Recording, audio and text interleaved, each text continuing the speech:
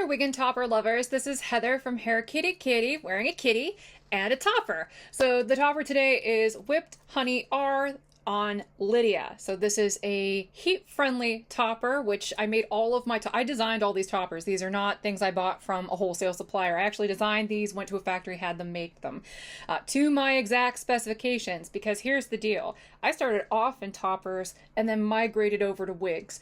And I might make another video about this someday, and I've probably talked about this in some videos, but for me, toppers were always too heavy. The clips hurt. It would yank out giant chunks of my hair whenever I tried to wear mine, and they were always too shiny to integrate with my actual hair. So I created a line of toppers that even if you don't have that much hair or decide to put your hair back in a ponytail, which is what I've done today, I've actually put it up in a flat little bun in the back of my head, so it's flat. Because I'm on camera, no one's going to see the back of my head. Who cares? This is great for Zoom calls. So if you have hot flashes, this is a really great routine, by the way, because it gets the hair off your neck. It gets the hair off your neck. No one can tell. Could you tell before I said something? Probably not. And these toppers are full coverage enough in the front that you won't need to integrate your own hair if you don't want to. And they're rooted so that way if your hair's dark with a little bit of gray in it like mine, it integrates really well. Like, check that out. The root helps with that if you're a brunette like me. So you can kind of tell that I put a lot of myself into my toppers and wigs based on my experience as a wig wearer. So anyway, this topper is really lightweight. It's super comfy. I've been wearing it all day. It's awesome. And hopefully we will have this color up for sale on HairKittyKitty very soon. Okay, so now that y'all know what I'm wearing, I'm going to get to the topic of the video because, you know, I had to handle business first. So the topic of this video is probably something that I should have talked about a long time ago as soon as I came out about my Asperger's syndrome. And I want to frame this as though it's an exercise in empathy for all involved, myself included, empathy towards ourselves, towards each other. I think that's just the right way to approach this. So I'm going to try to frame everything in this particular video around that kind of, you know, narrative theme of, you know, let's come together and be cool with each other and overcome these communication gaps. So what am I getting on about? Whenever I tell someone that I have high-functioning autism, I get one of two responses, generally speaking, or actually one of three. Very rarely someone will say, "Me too." Hey, it's a party, right? You know, that does happen once in a while, particularly when I disclose it here in YouTube land, because the algorithm will bring people my way, and then we can kind of hang out together, which is sweet. Then there are the other two, which are much more likely to happen, particularly if I'm talking to an NT, like 99.99% of the time I'll get one of these two responses. The most frequent response is, "You don't look autistic," or "I would have never known that you were autistic."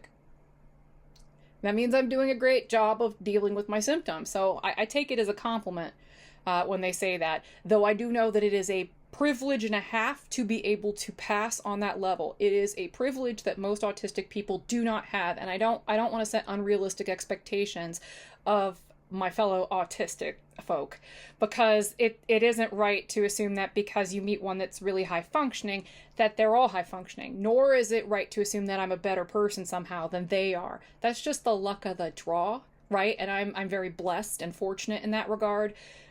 But it also means that I need to look out for other autistic people when they're in my orbit, because they may have a blind spot that I don't have, and vice versa.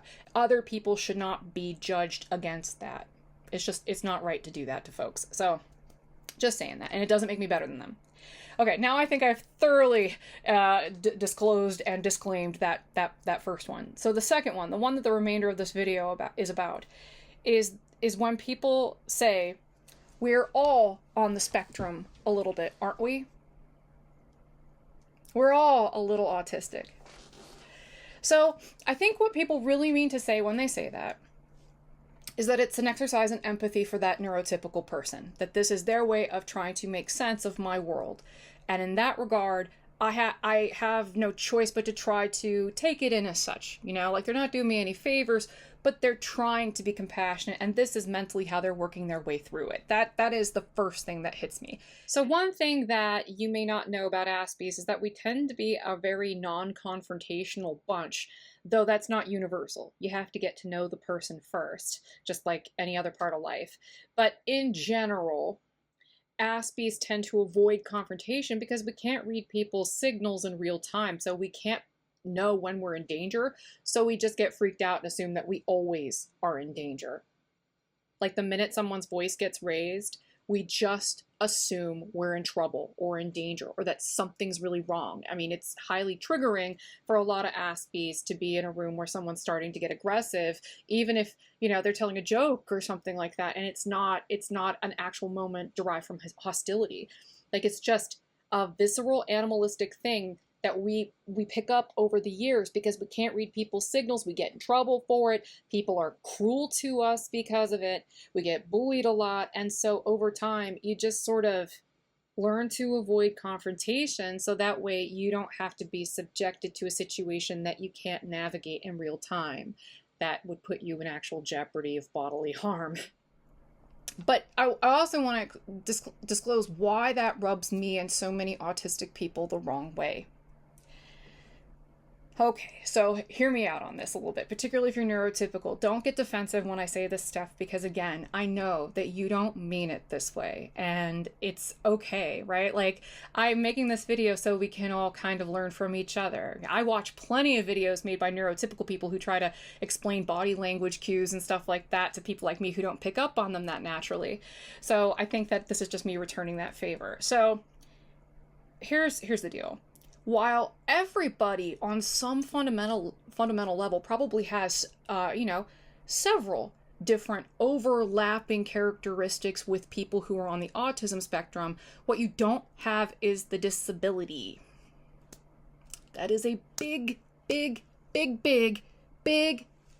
major distinction. Huge distinction. You have the symptoms, but you don't have the same cause. And you have to understand that that is a real and meaningful distinction, not just in statistics, but in life. Correlation is not causation, right? So you may have the exact same symptoms, but they may just be quirks, right? They might just be things that you do habitually. Maybe it is a genetic trait. Maybe you were either conditioned to do it by your parents, or it's just something innate. Who knows? Like that kind of stuff with epigenetics and neuroscience and stuff like that. That it's still kind of nascent in terms of how they're figuring out how traits are passed on in terms of personality and behavior from generation to generation. That is an ongoing body of work. The difference is that I have to do in software up here with a heavy amount of computational power, all the stuff you do naturally. The way that you pick up on people's speech patterns, the way that you talk, the way you make eye contact, the way that you can pick up on a sarcastic joke in a room, right? Like the way that you can tell by someone's tone of voice whether or not they're upset. Like, all those sorts of things are things you can do that people like me struggle to do. It doesn't mean that you can't learn it over time, but it will never be the same. When I do those things, it's a simulacrum of what people like you do. When I say I'm masking, what I'm masking isn't my personality. What I'm masking are not my flaws. I'm masking the symptoms of my autism. And it is an exhausting exercise every single day because it takes probably twice or more as much computational power up in the brain box to do that. Because it's a true multitasking activity. You're constantly analyzing your environment like you're Mr. Spock, trying to figure out what's going on around you because you can't actually feel it, and trying your best to not offend people, to make sure that you are communicating effectively, that little things like, again, making eye contact, or in my case, another thing I really struggled with. I struggled with that tremendously as a kid. I still do. If I get tired, excited, if I drink, I have problems with eye contact because my ability to mask starts to decline, because my computational power starts to decline, and then I can't do all of that at the same time. It really shows how much effort goes into masking on a high level like this.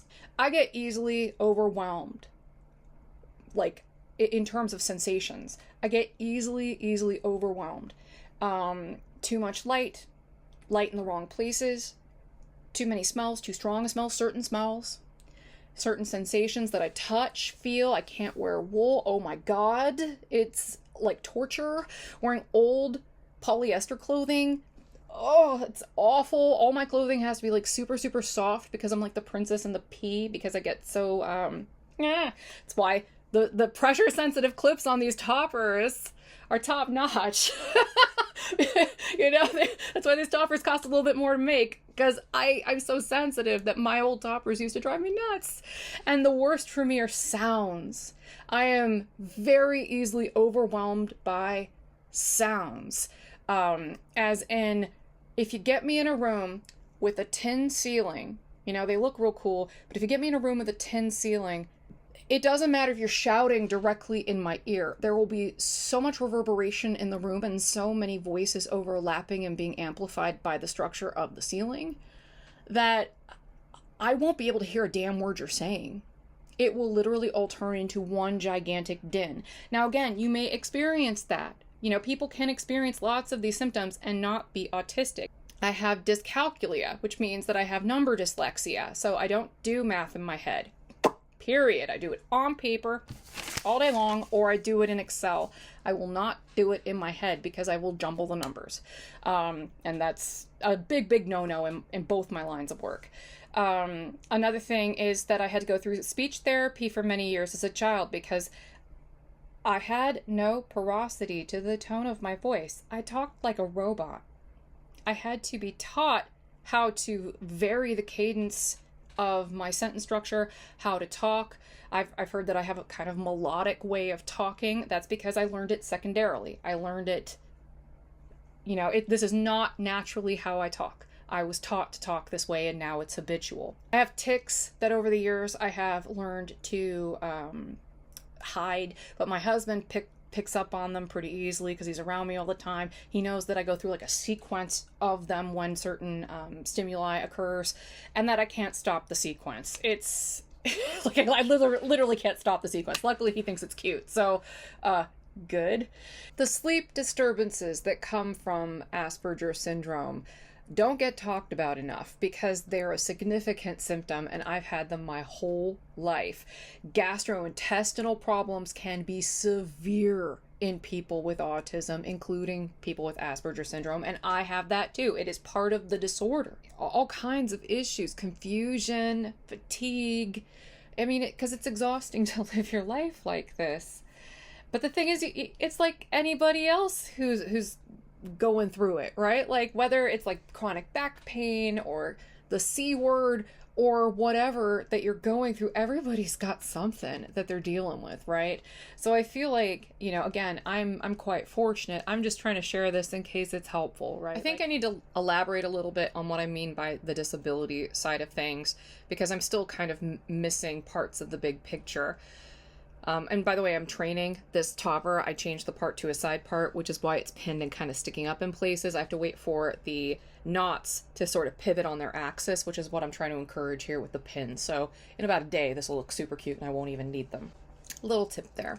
If you are an adult and you think that you may be on the autism spectrum, whether, you know, high functioning or not, I think that there are some very real upsides and also some downsides to getting that diagnosis. So let me just tell you about this up front. A lot of people who believe that they have Asperger's syndrome or autism, they self-diagnose, and the reason why is because there's very little incentive to actually paying hundreds of dollars to a specialist doctor who's been trained on how to diagnose autism in children, which almost all of them are, and for them to run you through a battery of tests designed for autistic children, and then tell you you have the disorder, and then not be able to provide you with any intermediations, any therapies, or any sort of coping strategies, right? Like, every single resource I've ever been presented about my autism has been geared towards children. So there really isn't much incentive unless you personally need it. Like if you personally need it either for an accommodation at work or school, or you personally need it because you need to know this about yourself in order to, you know that all that pain that you went through dealing with it wasn't your fault. I mean, that was the boat I was in. That's a highly personal decision, and you know, whichever road you choose, I understand. But I think neurotypical people need to understand that a large percentage of adults on the spectrum self-diagnose for this reason, because you know, they may very well have it, but there's just no incentive, because it's literally hundreds of dollars to go through these tests to get diagnosed. Your insurance probably won't cover it, and doctors are not trained on how to do this on adults. It's not their specialty. This is often thought of as a childhood, you know, learning disability or neurological developmental disorder. But the thing is, adults don't grow, like, you don't grow out of it the moment you turn 18. It stays with you your entire life. So why aren't there more resources for adults on the spectrum? And I've been thinking about this my entire life, and the reason I come up with this because neurotypical adults don't give a shit about adults on the spectrum. We are the butt of jokes. We are viewed as insensitive, rude people, when in fact we are hypersensitive. And you know, most of the Aspies I know care very deeply about other people. It hurts us deeply when we upset the people we care about, the people in our lives. We view it as a very deep sense of betrayal when other people respond negatively to our autistic symptoms, because they should know and they should help us with those symptoms, but it never works out that way.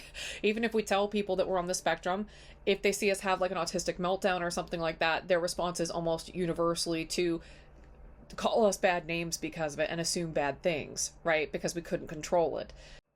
And I can say with a fair amount of clarity, based on my personal experience, it doesn't matter if someone says they're woke, compassionate, progressive, conservative, Christian, love children, are an empath, that they care deeply about other people, they're hypersensitive to their emotions. It doesn't matter what anyone says. If they're NT, their response is literally going to be the same.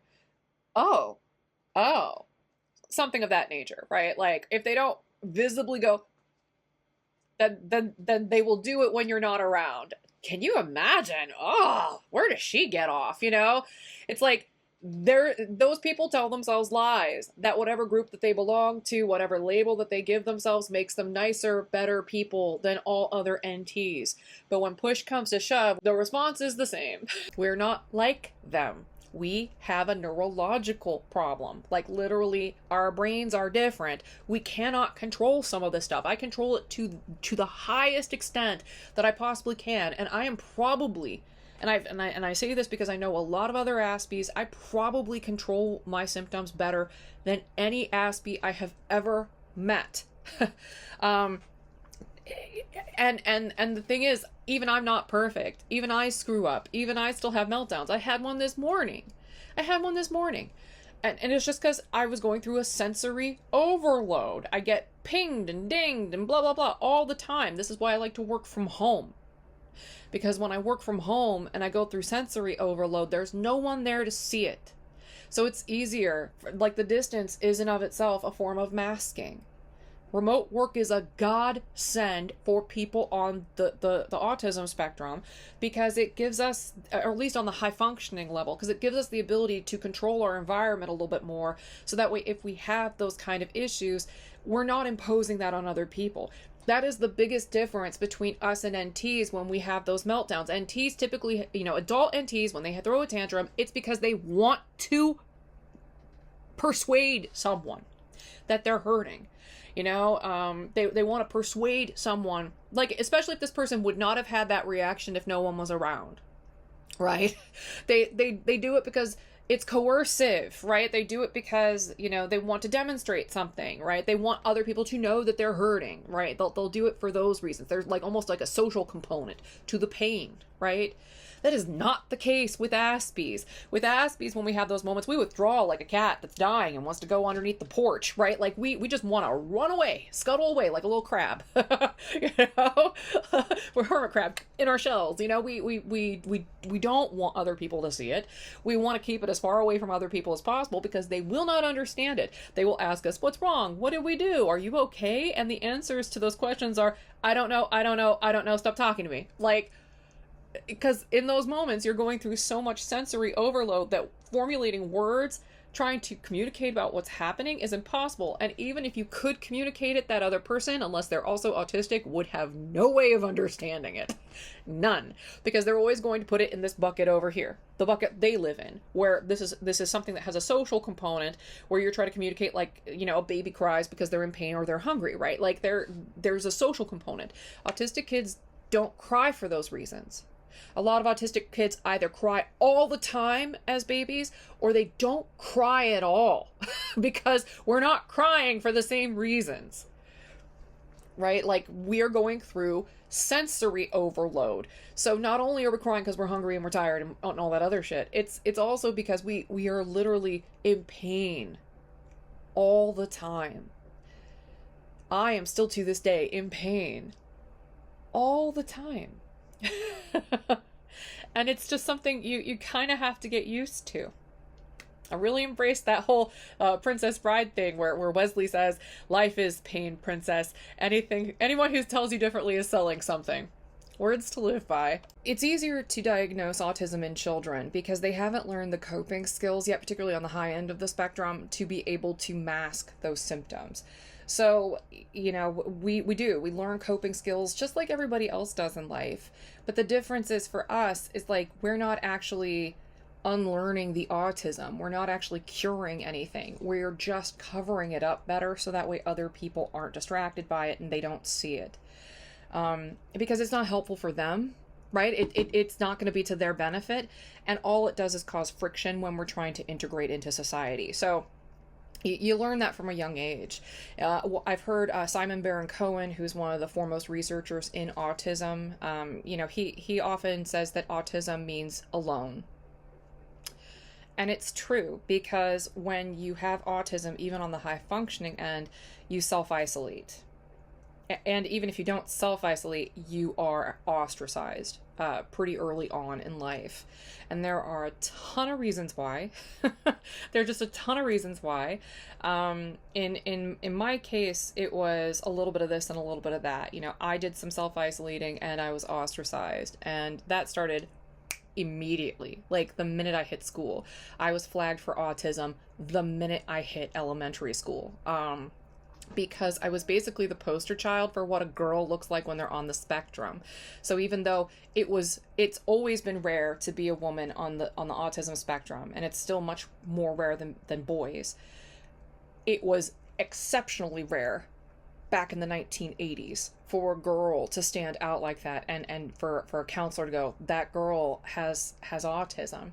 But the thing is, there weren't many resources for it back then, and they definitely didn't treat it like Asperger's was part of autism. So if they pegged you in that group, you went into the LD class where you took classes on how to open milk cartons and tie your shoelaces, and that was completely inappropriate. So I actually had 2 state-funded IQ tests when I was in school, one in elementary school, one in high school, and I consistently had an IQ in the 130s both times.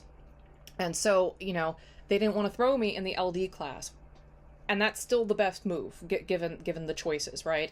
But that meant that I was basically alone. I had no resources to help me cope with any of my symptoms. And so I just kind of got...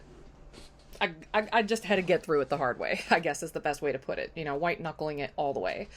So what was I white-knuckling through? Well, I talked in a hyperlexic fashion. I used very big words. In fact, I was probably a little bit more hyperarticulate back then as a child, believe it or not, than I am now, because I've learned to temper my speech with slightly more approachable language over time, to the point where that's become habitual. But back then, I talked like the frickin' Encyclopedia Britannica, which really helps with some of my report writing, I have to tell you. But it's not necessarily the sort of thing that helps in conversations with other, like, 4th graders. They're just not super receptive to that. And then the other issue was that I was very, very good at math, but only up till a certain point, right? Like, when things started to rely a lot more on speed drills, for example, I would get so anxious from the speed drills that I would just fail them. I did a terrible job, even if I memorized all my multiplication tables and stuff. It's just the anxiety of it made it impossible for me to perform well. And so I just kind of kept falling further and further behind, because a lot of math became like that. It became speed drills and doing things through rote memory and word problems I was terrible at. So, it took a while. I ended up, it was in college that I found my love for math again, and ended up taking a bunch of statistics courses just for fun because I loved it so much.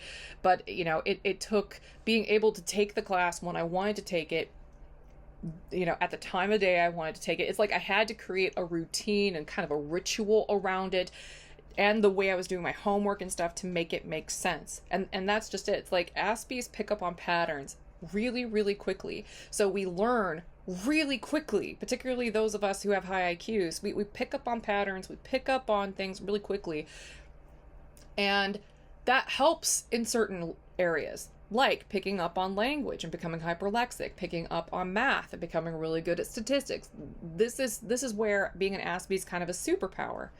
The other side of that coin, though, is that because you can pick up on patterns really easily, to an extent, you start to realize that people lie to themselves a lot. Neurotypical people in particular lie to themselves a lot. They create an entire world of fiction around who they are and why they're doing the things they're doing, and then they work very hard to sell you on that rationale. And now I know that. And now I know to be slightly more compassionate towards it. But as a kid, I wasn't particularly compassionate towards that, because I was just like, why are all you lying all the time? Sarcasm, why are you lying all the time? Hyperbole, why are you exaggerating all the time? Right? Like, it's just, you start to wonder why, why are you doing this? Why do you go through all these convolutions and these mental gymnastics just to explain what you're doing day in and day out? If you know you're doing something wrong, why not do better? If you think that someone else is doing something wrong, you can't do anything about that. So why don't you just focus on you and do better, right? Like, you can drill it down to the barest bones real quickly. And you realize that other people don't want to hear that. They don't want to hear that. Just like you, as the Aspie, don't want to sit there and listen to their lies. Because it's annoying, because you see it for what it is. You see it for a fiction. And I have a very hard time sitting there and indulging that, because I feel like those people are lying to me. And just because they're lying to themselves doesn't mean that I enjoy it when they lie to me. So I don't like being around narcissists. I don't like being around people who have a grandiose sense of self. I don't like being around people who feel like they have to constantly sell something to me. So that's something that is difficult when you're trying to make friends. Plus, I always wanted to tell the other kids what to do because I thought that I knew better than them. Arguably, that was not always true. Arguably, I did not always know better than them. I probably would not have been a good boss in that situation, on the playground, trying to tell the little kids, to march in line like little soldiers and stuff.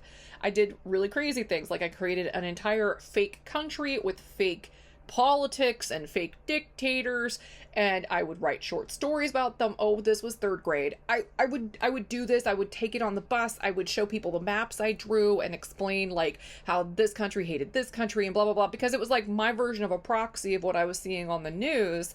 And whenever I would try to talk to adults about what I was seeing on the news, they would just go, "Oh, that's so cute. You like politics." When I probably understood what was happening on the news more than they did.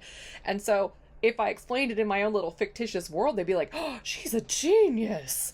So, little tricks like that you start to pick up on. And while it makes it really easy to get along with adults, it's excruciatingly difficult to get along with other children that way. So it wasn't until I hit adulthood that I hit my stride, was able to make friends more easily, because I had been talking like an adult and maneuvering my way through childhood like an adult the whole time.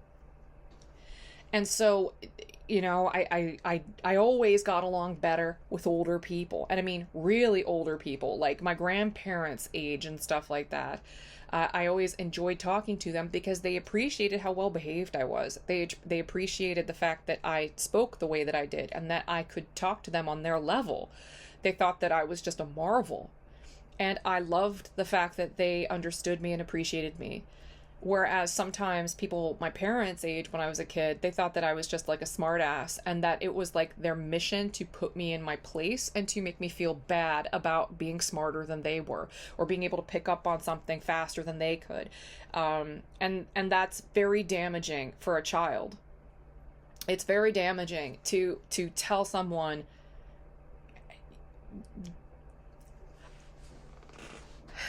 I can't even tell you how many times when I was a kid I was called the R word.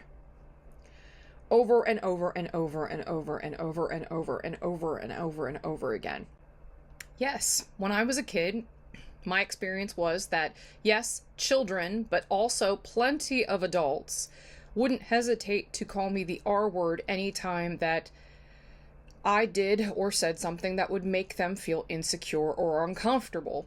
And when you're a little robot that's custom made to say things that make other people insecure and uncomfortable around you, you can see that's kind of a recipe for disaster. I got called the R word a lot because it was thrown at me like a slur to neutralize my sense of self-esteem, so I would shrink back, I would fade into the background and stop making those people feel insecure. I have learned to, forgive the cliche, lean in to it. I had to learn to lean into it because it's not my problem that other people are insecure. I have no control over whether or not they're insecure. And frankly, I've learned to believe that that is a reflection of a personality deficit on that person's end that they need to make peace with, right? Because it's wrong to try to make other people feel bad just because you feel bad about yourself. That's not cool. That's not nice. It's not nice to pay forward that kind of pain, right? If you feel low about yourself for some reason, fix it, right? Or make peace with it, but don't try to inflict pain on others just because you feel insecure about something, right? And I learned that, they wanted me to feel insecure just because they did. I don't owe it to anyone to fake humble just because they're insecure.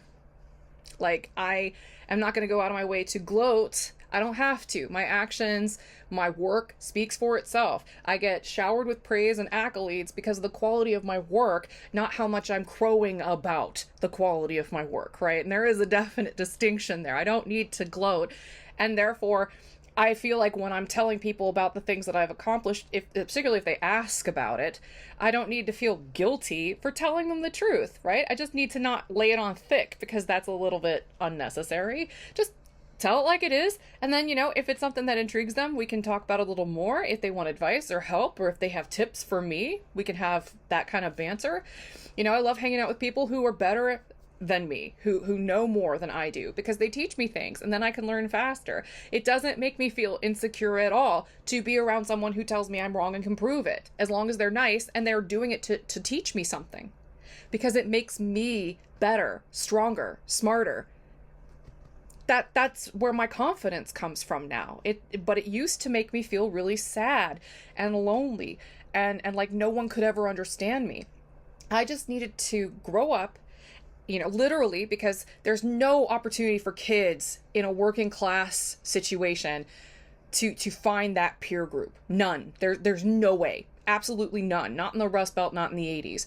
So I had to wait till I grew up, went out into the world, started traveling, started realizing that, rather than being an R word, I was actually being told that because other people felt inferior to me. And it felt like anytime I displayed my intellect that I was doing it intentionally to make them feel inferior. Eleanor Roosevelt said, "No one can make you feel inferior without your consent." It's true. And I embrace that, right? Like, that's on them if they feel inferior to me, because to me, this is not a competition. I'm just trying to do my thing, and I'm more than happy to, take them to Sizzler or something on payday. Like, I'm happy to share. It's not that I'm trying to, bring people down just because I'm on a come up. And because I was awkward, it was really easy to just say I was the problem. Because that's a big difference between just like hyper smart kids and smart kids that are on the autism spectrum. We're very socially awkward. And that can look bad. I mean, I say that and you're like, oh, no. Socially awkward for an autistic kid is a completely different beast than socially awkward for just a normal kid who's being, oh, that's so cute. Oh, no, this is not like that. This is like, you can't pick up on people's vibes. You can't pick up on anything other than their patterns. And when their patterns are based on lies, it gets incredibly frustrating because it sets you up for disaster every time, because you're responding to the things that they're actually doing and saying, and you're not responding to the subtext of what they want you to hear. You can't read between the lines of the lies that they tell about themselves. And so you are responding to the wrong things. You're responding to exactly the things that will piss that person off and make them dislike you. That is what awkward looks like for a high-functioning autistic kid. So when you try to engage, you try to be involved, your peers of your age don't want anything to do with you because you talk like their parents. Your parents and their cohort don't want anything to do with you because they feel like you're a smart ass who is going to be difficult to control, which is true. We never grow out of that pesky Y phase. We hit it early and we hit it hard and we never grow out of it. We constantly ask why. That is very annoying for adults, so they don't want anything to do with it. Grandparents age, God bless all of you, because to me you are like the heroes of this story, because my whole childhood it was always the older people in the neighborhood, my grandparents and their friends, that I always had the easiest time talking to, because I think they had more time, more compassion, more experience, more ability to understand what I was up against, and the bandwidth to help me with it. So shout out to all of the grandmas, great grandmas, grandpas, etc. You guys are like heroes to kids like me. Whew. All right. So seriously, it means so much, because I probably wouldn't have had any friends if it weren't for people who were like in their 60s and 70s when I was a kid. That's a raw nerve, but it's true. And so that's the thing. Like, it's genuinely debilitating. It's just hard to describe because these things are so close to normal problems that normal kids have when I'm articulating it. But when you see it, when you live it, when you know a kid with autism, you will realize the difference immediately. You'll realize it immediately. It is a night and day difference between those awkward phases for normal people and people on the spectrum.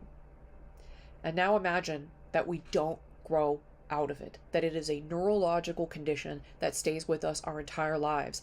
And so any appearance that we grew out of it took a ton of work, a ton of time, and a ton of getting our asses handed to us by people who did not understand or have compassion for our condition.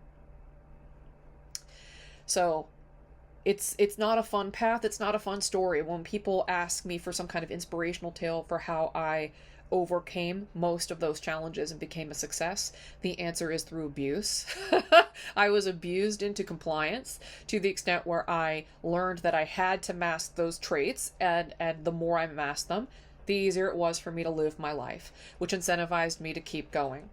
And that does cause some existential issues for me, because it tells me that there are parts of me that are so fundamentally flawed that I can't share them with other people because they won't understand them, that the real me on the inside will hurt people, right? Because we have these things called autistic meltdowns when we get hyper overstimulated. And for me, it can either look like a panic attack, which will freak people out, or it will look like I just got really angry and ran off. So to make it look like I'm a diva, when in fact I'm going through overload. I can't control my emotions in those moments, and the best thing I could possibly do is get away from other people, because I do not want them to see me in that state. I don't want them to feel like it's their fault. It might have nothing to do with them, and it's an act of kindness to run away, but people are trained to view it in a certain way, and they're going to see it in that way. So, there are certain things that are always going to be part of the package, and unfortunately that's one of them. So I have to constantly try to avoid becoming overstimulated in the wrong ways, in the wrong places, at the wrong times. I have to strategize every single part of my life. I have to strategize when I work, when I play, when I eat, when I drink, when I go out in public. I have to strategize all of it, which means that a lot of people on the spectrum are excellent strategists, because not only do we pick up on patterns, but we have typically on the Asperger's level higher IQs than average, and we have to micromanage and strategize every single part of our lives to do this masking feat. I also want to mention that no matter how well I cope, how well I mask, how well I integrate, how well I manage my symptoms, that when I say that I'm in pain every day, what I mean by that is not that I'm in physical pain every day. It's that, for example, I thrive in knowledge work positions, because knowledge work positions you can do from home most of the time, and I've explained why that's important. But on top of that, I'm not well suited for basically anything else. It's like people like me are tailor-made for knowledge work positions, because we get really deep and detailed about what we want to talk about and things that we're hyper fixated on, and we can write about those things very well. That's something I enjoy. The problem, though, is that modern work life is terrible for autistic people. It is not inclusive at all. I've been asking for step-by-step instructions, like a process document, like they have in an IT knowledge base, right? I'm a big fan of knowledge management. I have a graduate certificate in information architecture and knowledge management. I'm all about some knowledge management. I keep asking for knowledge management, basic best practices. I want a detailed process document with just, the step-by-step 1, 2, 3, 4, 5s of how I'm supposed to work within some of my market models. I didn't establish those models, so I need someone to tell me how they function so I can add on to them. And right now, our software tracking team has to do most of that heavy lifting, because no matter how many times they schedule a call over Google Teams or Zoom to rapid fire tell me all this stuff orally, that is not helpful to me, because I have autism. I'm basically just going the whole time they're talking. Like, what am I supposed to do? Because it's a very specific process, specific to my employer and the way that they function internally with their custom-made software, blah, blah, blah, blah, blah. There's no way for me to Google this and just kind of, figure it out on my own. And I don't want to play around in it too much, because I could break something, right? That would cause a lot of additional work for a lot of people. And I just don't want to be that person that does that. So, out of an abundance of caution, I just kind of, let them handle it. And then, I tell them when something looks off, and then I just pursue my research. But ideally, they would have a knowledge base with documents so I could follow them, because not only is that a good best practice, but there are people out there that cannot take in that kind of detailed, process-oriented information via a video. And I'm really frustrated, because I mentioned that on a Teams webinar that we had yesterday. I mentioned this as a suggestion, and one of my co-workers was like, well, they should just make a video and show you what they're doing. And I'm like, no, they shouldn't. Because I would not get any benefit out of seeing a video tutorial about how to do these things.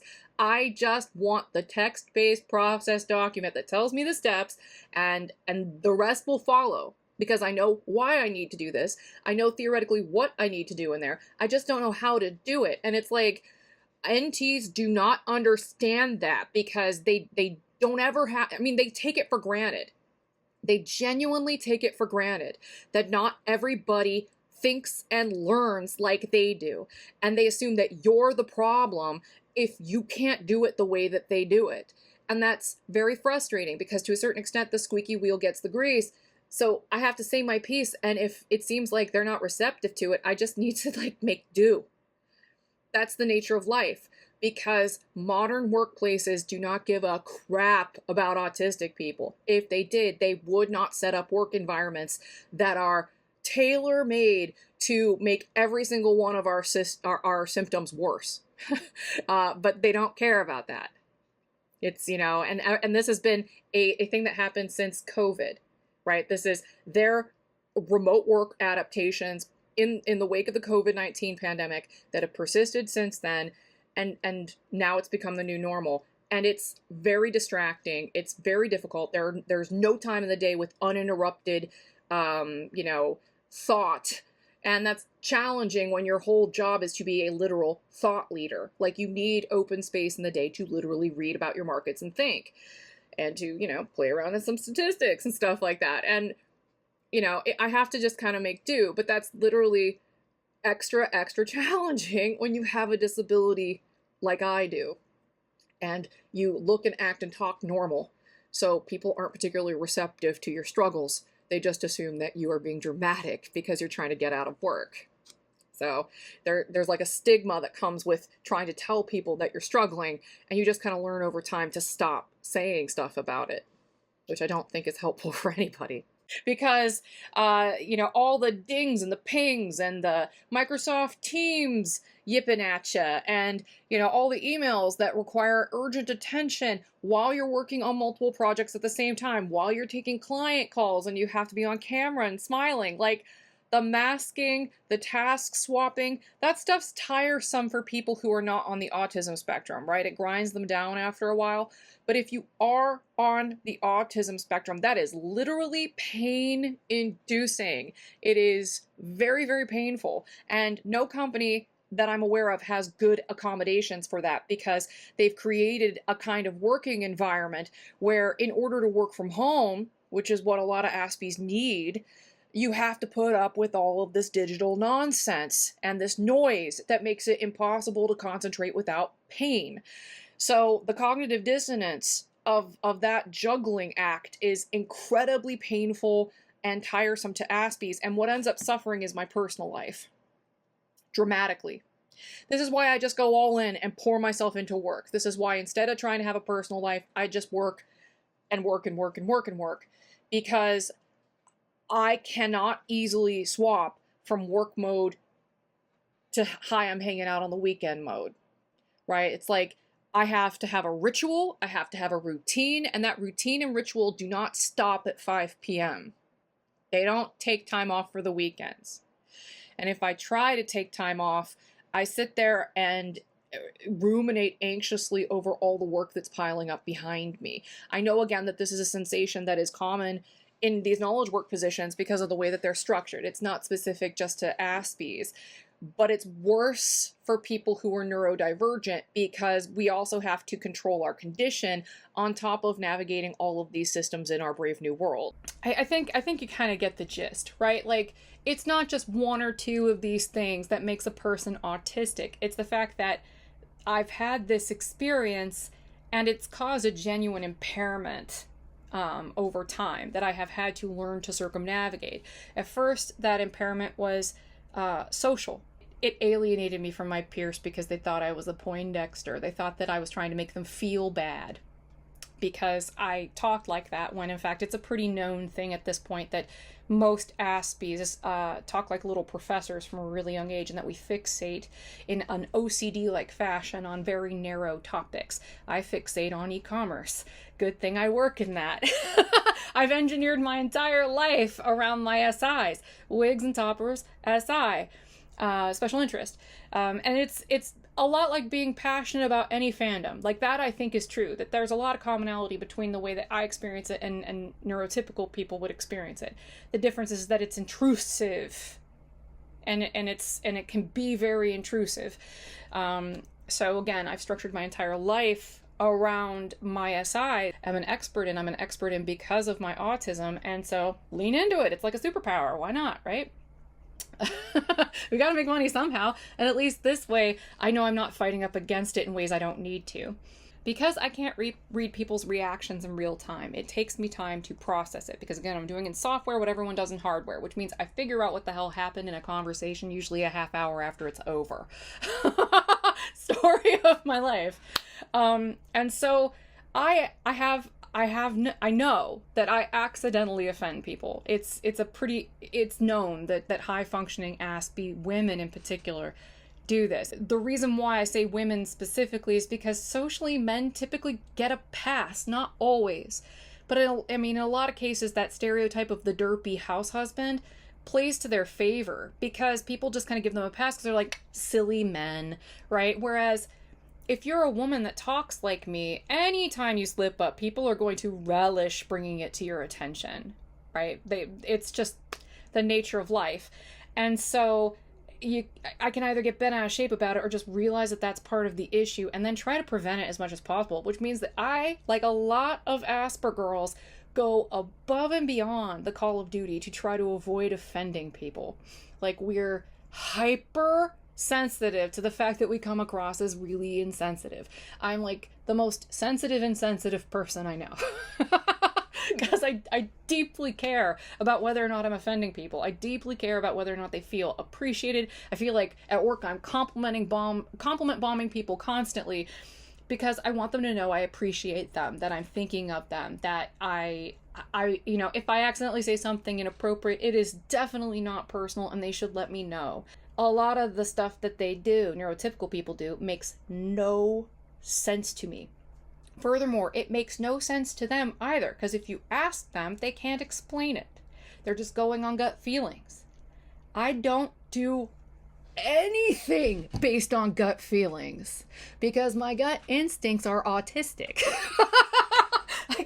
I can't trust that. They're, you know, the inputs might be good, but you know, they get scrambled somewhere up in here, so I can't trust the output. And so I constantly over-evaluate what I'm saying, what I'm doing, how other people are reacting to me. And I always try to over-deliver. But just know that, you know, when you meet an Aspie, even though we're masking on, you know, if we're high-functioning, highly compassionate Aspies, then we almost always mask to fit in, to get along. And so just know when the mask slips, it's not because we're being fake. What we're doing is masking symptoms that would distract you, masking symptoms that you might blame on yourself, something you said. You might think it's a reaction. We're masking symptoms. We're not masking who we are. And I would argue that most of us are extremely earnest, honest people because we lack the ability to maintain multiple personas at the same time. We just are who we are all the time. The mask isn't a new persona, a new identity. We're not playing a role. We're literally triaging symptoms in real time or trying to prevent them from happening. And that takes a lot of energy. And it is the biggest fundamental difference between somebody who is on the spectrum and someone who is not. You're not doing that part. If you are a neurotypical person, please avoid saying those two things. You didn't look autistic. And, oh, we're all on the spectrum, aren't we? No, we're not. All we want to do is fit in. We just want to be, you know, where the people are. We want to see them dancing. All right, that's enough. Have a good night, everybody. Bye-bye.